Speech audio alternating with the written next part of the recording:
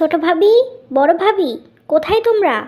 যা ছোট, তাড়াতাড়ি রিমিকে জুসটা দিয়ে আয়, না হলে যে কি সর্বনাশ হয়ে যাবে। সেই কখন চেয়েছে। সবসময় কি এমন কাটায় কাটায় হুকুম মানা যায়? ভালো লাগে না এমন। এই বলে তিয়াশা তার ননদের জন্য জুস নিয়ে যায়। তোমাকে সেই কখন আমি জুস আনতে বলেছি, এতক্ষণ লাগলো কেন? আমার কথা কি তোমাদের কান পর্যন্ত পৌঁছায় না? নাকি শুনেও না শোনার ভান করো? একটা কথা মনে রাখবে, আমার কথা না শুনলে তোমাদের দুজনের এ বাড়িতে ঠাঁই হবে না। রিমি, তুমি এমন করছো কেন? আমি তো আর ইচ্ছা করে দেরি করিনি। বাড়িতে তো আরও অনেক কাজ আছে, সেগুলো করতে গিয়েই দেরি হয়ে গেছে। এবারের মতো খেয়ে নাও, আর কখনো দেরি হবে না। বাড়িতে যত কাজই থাক, সবার আগে আমার কথা শুনবে। তোমাদের তো ভাইয়ারা অনেক আগেই বলে দিয়েছে, সে কথা কি তোমাদের মনে থাকে না?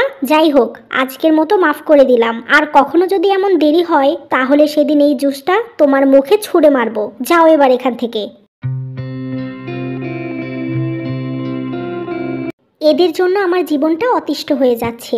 সময় মতো তো একটা কাজও করে না, শুধু শুধু এবারের ভাতগুলো গিলছে। আমার ভাইয়াদের আমি একমাত্র বোন, আমার হুকুম মতোই এবারের সমস্ত কাজ হবে। আর একদিন যদি আমার কথা শুনতে দেরি হয়, সেদিন আমি ওদের এমন শাস্তি দেব, কখনো ভুলতেই পারবে না। কি হয়েছে ছোট? তুই হঠাৎ এভাবে মন খারাপ করে আসলি কেন? আবার কি রিমি কিছু বলেছে? ও কি কোনো কিছু ছাড় দেয়? মুখে তো মনে হয় মধুর পরিবর্তে নিম পাতা দিয়েছিল, তাই তো এমন ঝগড়ুটে মহিলা হয়েছে। সব সময় কিছু না কিছু ভুল ধরে আমাদের অপমান করবে, এটা ওর নেশা হয়ে গেছে। কত শখ করে আমার বাবা মা এ বাড়িতে বিয়ে দিয়েছিল, ভেবেছিল আমি সুখে থাকবো, কিন্তু না, এই রিমি তো আমাদের দুজনের জীবনে আজরাইল হয়ে গেছে। ওর এই অত্যাচার আমি আর সহ্য করতে পারছি না। আমাদের ভাগ্যে এটাই ছিল রে ছোট। এখন হাজার বলেও কোনো লাভ নেই, দুজনে সহ্য করে যাই, একদিন না একদিন ফল ঠিক পাবো। তুই একটু ধৈর্য ধর বোন আমার। তুমি আমাকে ধৈর্য ধরতে বলছো আপা? আর কত ধৈর্য ধরবো? অনেকগুলো দিনই তো পেরিয়ে গেল, কবে একটু শান্তি পাবো আমরা? আর রিমির সাথে সাথে ওর ভাইরাও তেমন আদর করে করে একদম বাদর বানিয়েছে। এ বাড়িতেই মনে হয় একমাত্র মেয়ে আছে, আর কারো মেয়ে নেই। যত সব ঢং। এভাবেই নানা রকম কথা বলতে বলতে দুই বউ রান্না করতে থাকে।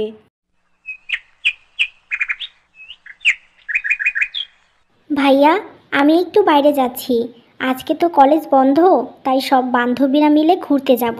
আমার আসতে দেরি হবে, তোমরা দুপুরের খাবার খেয়ে নিও। ঠিক আছে বোন, যা, কিন্তু যেখানেই যাবি সাবধানে থাকবি। আর শোন, রাত হওয়ার আগেই ফিরে আসিস। তোর জন্য তো আমাদের সবারই অনেক টেনশন হবে। হ্যাঁ রে বোন, তুই আমাদের একমাত্র বোন, তোকে একা কোথাও যেতে দিতে মন চায় না, কিন্তু কি আর করব, যেতে তো দিতেই হবে। আমাদের সেই ছোট্ট রিমি তো আর ছোট নেই। হ্যাঁ ভাইয়া, এবার বুঝেছো, তোমাদের রিমি এখন অনেক বড় হয়ে গেছে, একা একা সব কিছু করতে পারে। এবার আমি আসি ভাইয়া, আমার দেরি হয়ে যাচ্ছে।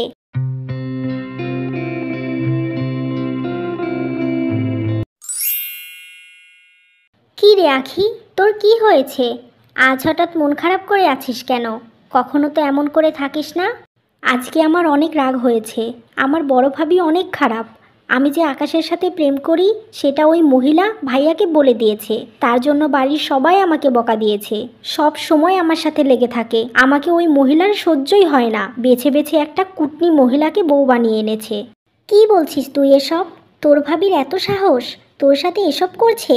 আর অন্যদিকে আমার দুই ভাবি আমার কথায় ওঠে আর বসে, আমি যা বলি ওরা তাই শোনে। আর আমার দুই ভাই তো আমাকে ছাড়া কিছুই বোঝে না। শোন, ভাইয়ারা কিন্তু বোনদের খুব ভালোবাসে, আর সেটা কাজে লাগাতে হয়, যেন তোর ভাবি তোর কথার উপরে কোনো কথাই না বলতে পারে। সেটা কিভাবে করব? আমার ভাইয়া তো আমার কথা বিশ্বাসই করে না। ওই মহিলা আগে আগে গিয়ে ভাইয়াকে সব কথা বলে দেয়, পরে আমি হাজার বললেও ভাইয়া আমার কোনো কথা শোনে না। আর আমার ভাইয়া আমাকে ভালোবাসে এটা ঠিক, কিন্তু তার বউকেও সে অনেক ভালোবাসে। তুই প্রথম থেকে যদি এমন করতি, তাহলে আজ এই পরিণতি হতো না। কিন্তু এখন একটু চেষ্টা করে দেখতে পারিস, কিছু হলেও হতে পারে। তুই হলে ওই বাড়ির মেয়ে, তোর অধিকার সব থেকে বেশি, তাই সেটা তোর ভাবির ওপর খাটাবি, যেন তোকে প্রাধান্য দেয়, বুঝলি? এভাবেই তারা কথা বলতে থাকে। অন্যদিকে, শোনো, তোমাকে আমি কিছু কথা বলতে চাই, কিন্তু বলে উঠতে পারছি না। যদি এখন তুমি শুনতে চাও তো বলতে পারি। আমাকে কিছু বলবে, এটা এত ভাবার কি আছে? তোমার যখন ইচ্ছে তখনই আমাকে সব কিছু বলতে পারো তুমি। আসলে কি বলো তো, আমরা দুই যাই কিন্তু রিমিকে খুব ভালোবাসি। ওর কোনো খারাপ হোক এটা আমরা কখনোই চাই না, কিন্তু রিমি আমাদের সাথে সব সময় খারাপ আচরণ করে। আমরা যে ওর বড় ভাবি সেটা রিমি মনেই করে না, সব সময় শুধু হুকুম করে যায়। ও কেন আমাদের সাথে এমন করে বলো তো? আবার তুমি রিমিকে নিয়ে পড়েছো? তোমাকে তো বলেছি ও এখনো ছোট, তাই অনেক কিছুই বোঝে না। সময়ের সাথে সাথে সব কিছু বুঝে যাবে। একটু কি ওকে তোমরা সময় দিতে পারছো না? এইমাত্র তো বললে যে তোমরা নাকি ওকে এত ভালোবাসো, এই তার প্রমাণ। আমি জানতাম তুমি এমন কথাই বলবে, কিন্তু বাধ্য হয়ে বলতেই হলো। তুমি কেন বুঝতে পারছো না বলো তো? তোমার বোন তো আর ছোট নেই, ও কলেজে পড়াশোনা করছে, এখনো কি কিছুই বোঝে না? আসল কথা কি জানো, রিমিকে তোমরা দুই ভাইয়ের এক ভাইও শাসন করো না, এই জন্যই ও কাউকে সম্মান দিয়ে কথা বলে না। চুপ করো তুমি। একদম আমার বোনের সম্পর্কে খারাপ কথা বলবে না। ও যথেষ্ট ভদ্র আর ভালো একটা মেয়ে। ও জানে যে কখন কাকে কি বলতে হবে। তোমাদের কাছ থেকে ওর শিখতে হবে না। আর শোনো, দ্বিতীয়বার আর কখনো আমার বোনের সম্পর্কে খারাপ কথা বলবে না। আর কখনো যদি কিছু শুনি তাহলে তোমার সাথে আমার অনেক বড় কিছু হয়ে যাবে। এই বলে রাগ করে রাহুল সেখান থেকে চলে যায়। হে ওপরওয়ালা, তুমি আমাদের দুই জাকে রক্ষা করো। আমরা যে আর ননদের অত্যাচার সহ্য করতে পারছি না। প্রতিটা দিন তার হুকুম পালন করতে হয়, আবার কোনো কাজে ভুল হলে নানা রকমভাবে অপমান করে। এগুলো যে আর সহ্য করা যাচ্ছে না। এভাবেই নীলা কান্না করতে থাকে। বেশ কিছুক্ষণ পর, ছোট, তুই কি রিমির বিষয়ে অভিকে কিছু বলেছিস, নাকি ভয় পেয়ে কিছু বলতে পারিসনি? আমি তোমার ভাইকে সব কথাই বলেছি, কিন্তু কোনো কাজ হয়নি।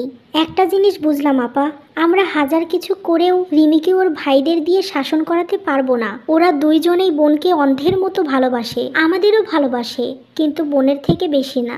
তাই অন্য কিছু করতে হবে আমাদের। আমরা আর কি করব? একটা কাজই করার আছে, সেটা হচ্ছে সহ্য করা। কিন্তু সহ্যই বা কতদিন করব? এভাবে তো আমরা দুজনে সংসার করতে পারবো না। রিমির ভাইদের বলে যেহেতু কোনো লাভ হয়নি, এখন থেকে আমরা নিজেরাই প্রতিবাদ করব। তারপর যা হওয়ার হবে। একমাত্র ননদ বলে কি সব অন্যায় প্রশ্রয় দেব নাকি? এভাবেই তারা নানা রকম কথা বলতে থাকে। আসলে রিমি তার দুই ভাবির সাথে অনেক খারাপ ব্যবহার করে, নানাভাবে অপমান করে। আর এই সব কিছু নীলা আর তিয়াশা প্রথম থেকেই সহ্য করছে, কিন্তু অনেক বছর পেরিয়ে যাওয়ার পরেও এখনও রিমি বদলায়নি। তাই এখন তারা সিদ্ধান্ত নিয়েছে প্রতিবাদ করবে। এমনই একদিন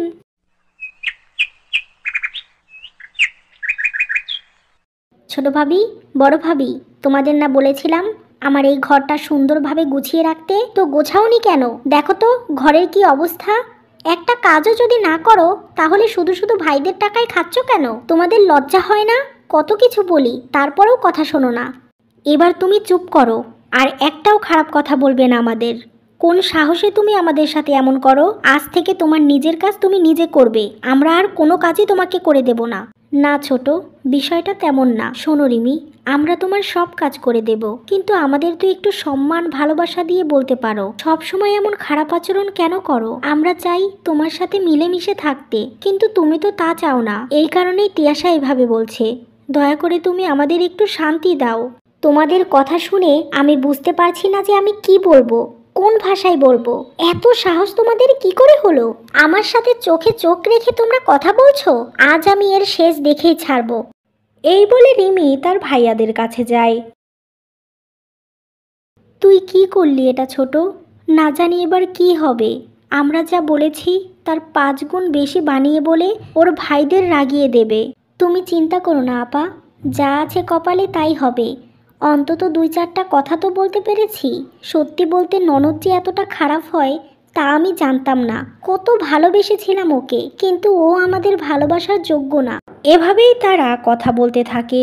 অন্যদিকে রিমি তার দুই ভাইকে বানিয়ে বানিয়ে মিথ্যা কথা বলে, যা শুনে তারা অনেক রেগে যায়।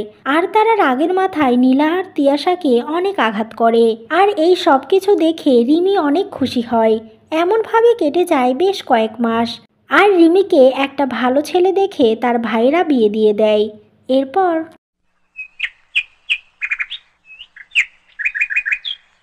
শোনো রিমি, তুমি বেশ অনেক দিন হলোই এ বাড়িতে বউ হয়ে এসেছো। এতদিন কিছুই বলিনি, কিন্তু আজ বলছি, যেভাবে এ বাড়িতে তুমি চলাফেরা করছো সেভাবে আর করা যাবে না। প্রতিদিন সকাল করে ঘুম থেকে উঠতে হবে, আর টুকিটাকি বাড়ির কাজ সহ রান্নাবান্না করতে হবে। কাজের লোক করবে, কিন্তু মাঝে মাঝে তোমাকেও করতে হবে। এবাড়ির বউ হয়েছো, তাই এই দায়িত্বগুলো তোমাকে পালন করতে হবে।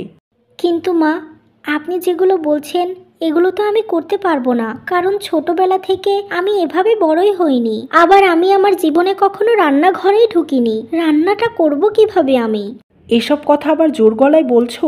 মেয়ে হয়ে জন্ম নিয়েছো আর এসব কাজই করতে পারো না? তোমার মা না হয় মরে গেছে, দুই ভাবি কি কোনো কাজকর্ম শেখায়নি? আমি যেটা বলেছি সেটা করবে, বেশি কথা বলা আমি পছন্দ করি না। চল শিলা এখান থেকে। কি ব্যাপার, হঠাৎ করে ভাবিদের কথা বলল দেখে আমার এত খারাপ লাগলো কেন? যাই হোক, আমি এসব কাজ কিছুতেই করতে পারবো না। এখনই নিলয়কে গিয়ে সব বলতে হবে। এরপর রিমি তার স্বামীর কাছে যায় আর সমস্ত কথা তাকে বলে। এবার তুমি বলো, এসব কাজ আমি কি করে করব? আমার বাবার বাড়িতে তো আমি রান্না বান্না কখনোই করিনি, আবার সকাল করে ঘুম থেকে উঠতে বলছে। এগুলো আমি কি করে করব বলো? দেখো রিমি, তোমার এখন বিয়ে হয়ে গেছে, শ্বশুর বাড়িতে এসেছো, তোমাকে এই সব কিছু ধীরে ধীরে শিখতে হবে। শুধু তুমি এইগুলো করবে না, এই কাজগুলো বেশিরভাগ মেয়েদেরই করতে হয়। আর তাছাড়া আমার মা এতটা খারাপ না, যেদিন ভালো লাগবে করবে, যেদিন ভালো লাগবে না করবে না। আমি তোমার পাশে আছি। কিন্তু নিলয়, মা কেন আমাকে এভাবে বলল? একটু ভালোবেসে বললেও তো হতো, আমি ঠিক বুঝতে পারতাম। আমার সাথে কখনো কেউ এভাবে কথা বলেনি। এইসব সিম্পল বিষয় নিয়ে তুমি মন খারাপ করো না, সব ঠিক হয়ে যাবে। নতুন জায়গায় এসেছো, নতুন মানুষদের সাথে থাকছো, তাই সবকিছু এমন অদ্ভুত লাগছে। এভাবেই তারা কথা বলতে থাকে। বেশ কিছুদিন পর, ভাবি, তোমাকে আমি সেই কখন বলেছি যে আমাকে 1 কাপ কফি দাও? একটা কফি বানাতে তোমার কত সময় লাগছে? আসলে শিলা, আমি তো তেমন কাজকর্ম পারি না, তাই সব কিছু করতেই একটু সময় লাগছে। দয়া করে আমাকে একটু সময় দাও, আমি এখনই করে নিয়ে আসছি। ঠিক আছে, তাড়াতাড়ি নিয়ে এসো, আমি একটু বাইরে বের হব, লেট হয়ে যাচ্ছে আমার।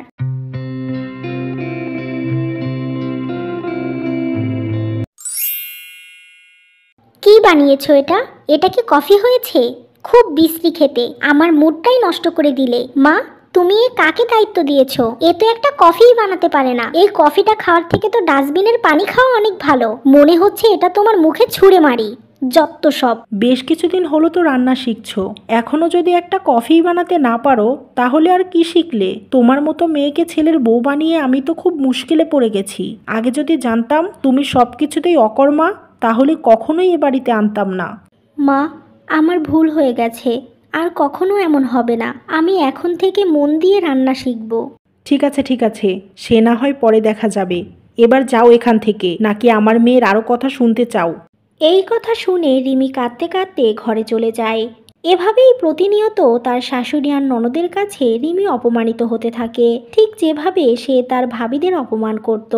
এমনভাবে বেশ কিছুদিন যাওয়ার পর রিমি তার ভাই ভাবিদের কাছে যায়। রিমি, তুমি এসেছো? আমরা খুব খুশি হয়েছি, তোমাকে কতদিন দেখি না। যাই হোক, এবার বলো তুমি কি খাবে? চা না কফি, নাকি তোমার প্রিয় জুস? কোনটা খাবে বলো, আমি এখনই নিয়ে আসছি। না ভাবি, আমার কিছুই লাগবে না। তোমরা সবাই কেমন আছো? আমরা তো সবাই ভালো আছি, কিন্তু তুমি এমন চুপচাপ কেন? আমাদের সেই রায়বাঘিনী ননদিনী কিছু বলছে না কেন আমাদের? আমরা তো তার হুকুম শোনার জন্য প্রস্তুত। কতদিন তার হুকুমগুলো শুনি না, খুব মিস করেছি। তার ভাবিদের মুখে এমন কথা শুনে রিমির চোখে পানি চলে আসে। এ কি রিমি, তুমি কাঁদছো কেন? কি হয়েছে বোন আমার? আমাদের বলো। আমরা হয়তো তোমাকে একসময় অনেক রাগ করেছি, কিন্তু বিশ্বাস করো, আমরা দুজনেই তোমাকে খুব ভালোবাসি। ভাবি, তোমরা আমাকে ক্ষমা করে দাও। আমি এখন বুঝতে পারছি যে তোমাদের সাথে আমি ঠিক কি করেছি। তোমরা দুজনে আমাকে সব সময় ভালোবেসেছো, আর আমি নানাভাবে তোমাদের অপমান করেছি, ভাইয়াদের কাছে মিথ্যা বলে মার খাইয়েছি। তোমরা আমাকে ক্ষমা করো, না হলে যে নিজেকে খুব অপরাধী মনে হচ্ছে। তোমার কথাগুলো শুনে আমাদের খুব ভালো লাগছে, আবার ভয়ও হচ্ছে। হঠাৎ করে তুমি এত পরিবর্তন হয়ে গেলে কেন? আচ্ছা, তুমি ঠিক আছো তো? তোমার শ্বশুরবাড়ির সবাই তোমার সাথে ভালো আচরণ করে তো? সব কিছু ঠিক আছে ভাবি, কিন্তু আমার কর্মফল তো আমাকে পেতেই হবে। তোমাদের সাথে যে অন্যায়গুলো করেছি সেগুলো তো আর কম না। কি বলছো তুমি? তাই বলে তুমি শ্বশুরবাড়ির অত্যাচার সহ্য করবে? তুমি হচ্ছ এ বাড়ির একমাত্র মেয়ে, তোমার বাবা মা কেউ নেই। তাই তোমার ভাইয়েরা তোমাকে একটু বেশিই ভালোবেসে বড় করেছে, তাই তুমি নিজের অজান্তেই এমনটা করেছো। কিন্তু তোমার শ্বশুরবাড়িতে তো শুধু ননদ আর শাশুড়ি না, শ্বশুরও আছে। আমরা তোমার কোনো কষ্ট সহ্য করতে পারবো না। হ্যাঁ ছোট, তুই ঠিক বলেছিস।